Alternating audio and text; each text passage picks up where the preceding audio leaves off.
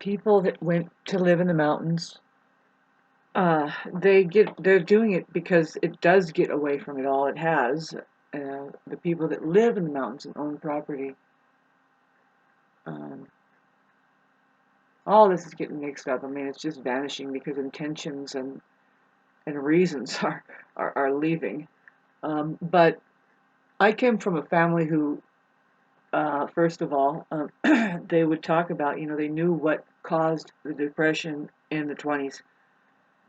Uh, because they're grooving along and they have a little baby. My great grandpa had my grandma. She was born in 1926.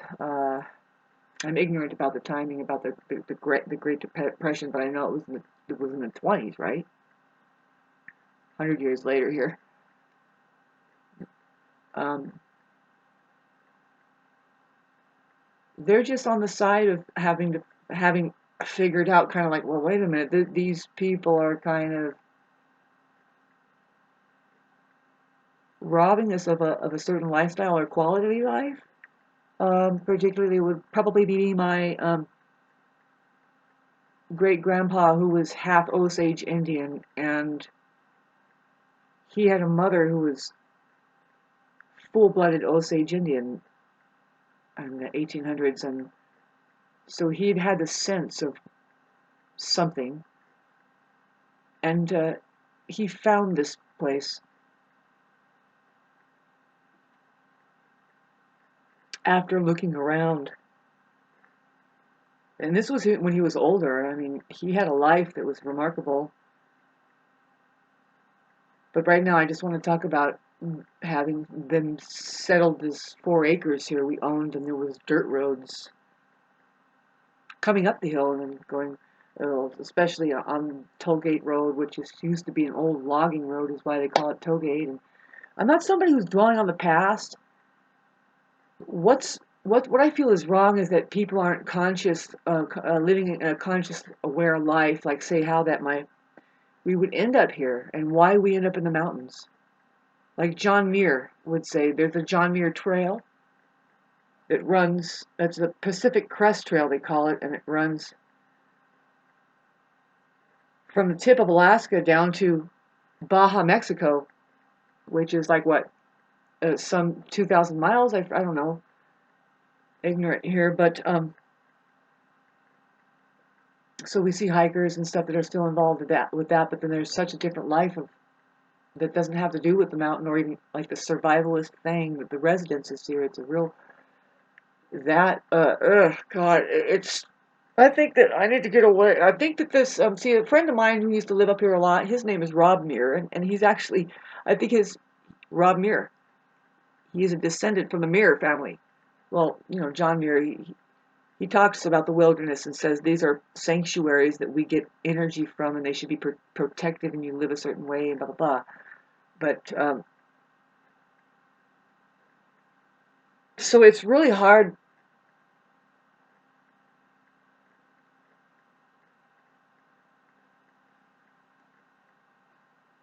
because I know how it was and then how it's getting, and a lot of people said that, and then it's horrible because there isn't any kind of legislator or law that says no, you can't do these to these areas. Not when these people are still here saying we love this place. We want to keep it detoxified. We want to stop the stuff that's coming around that pollutes all of the things, all that taints and all of the things that we were enjoying here, which was to see the stars. When I was a little girl, looking at the stars up here, when I would set my feet on the ground, for some reason we would always just come up and end up at night up here. We would just step out of the car and look up, and I swear to God, it's nothing like today. But I've never, I always used to lose my footing. I knew the sky, I would look at it with my mom all the time in the front of my yard, my front yard, or in the city, in the suburbs, and she would point out the Pleiades constellation, and these things would kind of stick out on a clear night, and so we would go out and look, and there was Jupiter and the moon and the Pleiades constellation and the three dots on the other three dots. There's some things you can still see up there back in the, when I was a little girl. And then when we get up in the mountains here and I set my feet on the ground, my footing would just escape. I would feel like, woo! Because I didn't see, I couldn't make out those three stars or anything because it was just like infinite stars. And I would feel like I was in an ocean and it was just overwhelming. But, you handle it and you're like, yeah, wow, yeah. I'm not kidding. But it's not like that anymore. And so then I'm supposed to ignore that, and then I think it's unnecessary that that's going on. And then also, okay, so never mind that there is a lot of trees dying,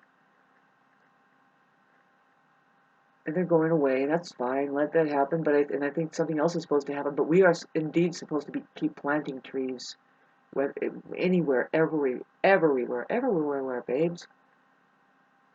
There should be fruit trees growing. There should be enough food for everybody because that's just the way it is. I know I sound completely, there's people right now that are probably drumming this right now, and I'm just hooked into that beacon, and they're saying, you have to sit here and be this kind of thing that radiates and says, it's either do or die, you fucking people. I know that there's some people up here doing it, but it's a struggle somehow. What we need to do is sell. You sell your land, and you put your money together, and you see how much power you possibly have. But unfortunately, right now, it's like, well, if we can, like if you can find a way to stop projects that are going to move forward and keep destroying things, that means that you'd have to. That's immediate warfare. Make space weaponry, make all this stuff out of your money. And I don't know if any single one that we see in the so-called political arenas that are running for office having any kind of attention at all in really fighting what is keeping the entire human organism down, both men and women who don't seem to know their potential except for to run for this fucking charade from fucking cradle to grave. And I'm one of these people who talks like this, there's a lot of other people that I don't know if we're going to be around very long. Maybe we do have a disease that we have to, pardon me while my third eye is doing something for me now. It's time to eat lunch. I'm just kidding. Well, getting back to, just the suffering, the immaturity of something keeps everything immature. It's gotten a little bit worse. I know that my grandma would know what I'm talking about. I miss her because she was somebody who would just banter. She had Gemini rising with Sagittarius, and I'm getting ready to throw a lot of her stuff out, my stuff, everything, all kinds of stuff from the past out. I can't. Something says you need to do this, and I'm wondering, well, why? Right now, I'm wondering, well, why? That's just a possibility. We don't know what's going to happen here, but I want to be more conscious. It doesn't have to be like a wildfire. It's, as far as I'm concerned, babe, there's a wildfire already. It's done. I'm done. This place is burned out. How? If you have, from one household to the next, people that do not honor the water table, and they do not care for the wildlife around them, or their land, and they don't even collaborate or unify and agree, well, we love this place and we should take care of it. Now, this is just a microclimate that I lived in, and see, this is the thing. It used to be this way here. There used to be, I know it sounds like communism, but no, if you live in a nice place, you want to keep it nice. And my grandma always said, the reason why Idlewild is so fucking bitchin' and the way it's clean and everything else, the way it keeps itself quiet and all this, is because the people who live here keep it that way. Now it's kept. They used to they kept it that way. The water company was some other entity that knew how to work water, which is on a circle that constantly cleans itself, and the buckets would clean itself over there. They would just let it run, but they tend to tell you to save it. And when it used to be just up until I understand the droughts were happening, but if you have an opportunity to run the old system that kept the water as pure as just the spring water it really is, then why not? And if it goes awry and you once knew the quality it was, try to keep that quality by putting water filters on it and come on, set an example here. But no, it's gone way downhill because change of hands. More and more, it's like it's husbandry. Somebody's doing husbandry on this fucking planet of the organism, man. And I'm saying, can you women? I'm the women's species, babes. I can only fucking speak up for myself. By looking at it, I'm like, I'm kind of weary about this particular programming, programming potential. I know that I'm not perfect, and nobody is. But I'm thinking that both men and women have an aspect of themselves which is just men and women. We hardly find them anywhere anymore. Um, like a woman like me. I don't really relate with a lot of them because they let themselves get so entrapped with men. I hate to say it, trampled down with men. Let me rephrase this: who do not give a shit about them at all. No, you can tell the conversation is out the door. They act like they have two different religions and they got to go speak over here and they speak over there and they do. It's a man and woman thing. And I understand that, really. I do understand it completely. But you got at one point there's a compliment there. Isn't there? No, not with these things that I have seen.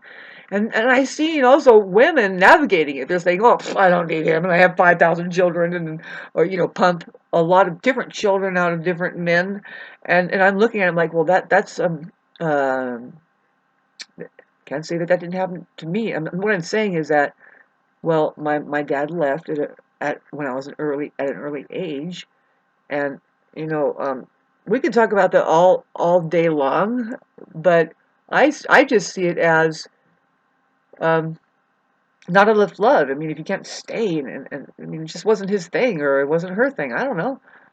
I think my mom did just fine. Boy, fuck, set that story aside. They both did wonderfully. Because um, the system out there that creates the conditions that we have to deal with, calling it that sometimes they call it inherited or even genes. It's not right. Yep, no man, there's a science that can just change you up and fucking heal your ass. When they talk about it's all mystical too, they'll call it God, but it's like, well, when you get closer and closer to the real thing, it's just like try a really good music on for a size, try fucking relaxation and just going into a good garden and eating really good food and being around loving people and fucking look at the stars that are clear and fucking where's all of that?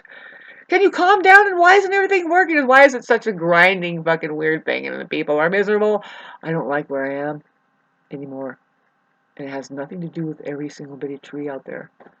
I'm getting the strangest messages and it's just exciting. It's like, I guess I'm going to try to stick with sharing my life with a lot of people. I hope that it's the same for everybody. I need to know, is there a shift going on really? Am I just... I'm figuring it out. I mean, probably even more than Ralph Smart because I am not capitalizing on anybody. I'm looking at a retirement plan. It's like, okay, you can do this and just live like a bum. See, there was this woman up here that she lived in her car for a while. And we knew she was a spectacle. She was one of the people, an Idlewild that um, she didn't even go in a home. I mean, I guess she did. Of course she would. Why did I say that? But after a while, she was living in her car. I mean, she always just seemed like she was not at all somebody who had hundreds of thousands of dollars in her bank account. She just like had a window busted out in her car for a long time. It snowed, put a bag over it. There's a dog there. The guitar got, and she's trying to keep her guitar going, and she's just, and what, what's going on with her? Well, She always wore like a royal thing. Always looked clean, but she was a Libra, by the way, and kind of good looking. But she was older than me, but we're different. Not as good looking as me. Just kidding. No, really. Oh man, you got to be careful of this bullshit here, and I'm telling you, I am almost through it. I didn't fucking drag anybody from outer space in through my fucking crotch into this shit. I almost didn't waste myself. I mean, there's a lot that's fucking trashed, but I'm thinking, oh my god, I'm still really good, aren't I? And Grandma's saying, yes, yes, Shauna. I'm like, I love you.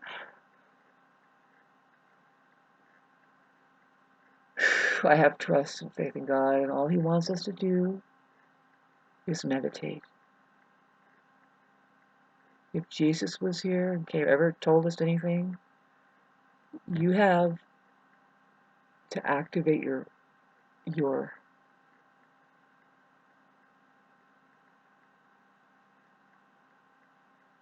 thine eye.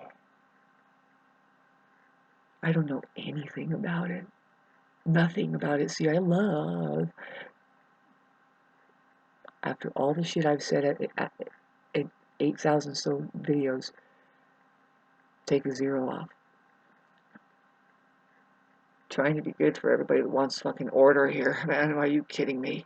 Go somewhere else. I love hearing people who are into the Bible and into they're fascinated. They go, oh God, and they tell me the passages. I don't get into it at all, but I'm like, tell me. Well, because it's just a confirmation for me. It's like, yeah, as far as whatever was behind the Bible, I mean, somebody wrote it, and there was something else that was an influence or a presence here that said something. I think it's more just like science. It's just trying to fucking tell everybody. And by the way, and then in the end, if you don't get it, it's your end of days. It's just your fucking end of days. But there's a lot of deception about that. It's just like, uh, we could have gotten it, but there's something holding holding it away from us. And technically, I'm pretty sure there's a presence on this planet that doesn't let people know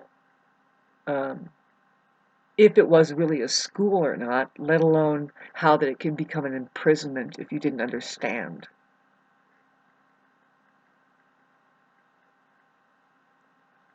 Anything else, Comet? Good God, I don't appreciate this. I do, but I don't.